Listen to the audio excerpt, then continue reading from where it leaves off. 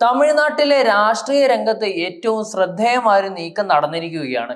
SDP-യെയും TV-ക്കെയും സംയുക്തമായി തിരഞ്ഞെടുപ്പിനെ നേരിടാൻ തീരുമാനിച്ചു എന്ന വാർത്തകളുടെ അഭ്യൂഹമാണ് ഇപ്പോൾ പരക്കുന്നത്. ഈ ഐക്യം DMK-യുടെയും MK സ്റ്റാലിനെയും ഭരണം നേരിടുന്ന ശക്തമായ വെല്ലുവിളിയായി ഉയരുമെന്ന് ഉറപ്പാണ്. സംസ്ഥാന രാഷ്ട്രീയവും സാമൂഹിക മത പശ്ചാത്തലങ്ങളും നേരിട്ട് സ്വാധീനിക്കപ്പെടുമെന്നത് വിശകലകർ മുൻകൂട്ടി സൂചിപ്പിക്കുകയാണിപ്പോൾ.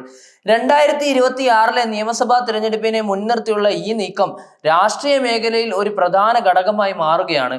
രണ്ട് പാർട്ടികളുടെ സജീവ പ്രവർത്തനവും ഐക്യത്തിന്റെ ജനകീയ വികാസവും DMK-യുടെ ശക്തി നേരിട്ട് വെല്ലുവിളിക്കുകയാണ്. ഇത് രാഷ്ട്രീയ നിരീക്ഷകർക്ക് ഒരു പ്രധാന അഭ്യർത്ഥനയായി മാറിയിട്ടുണ്ട്.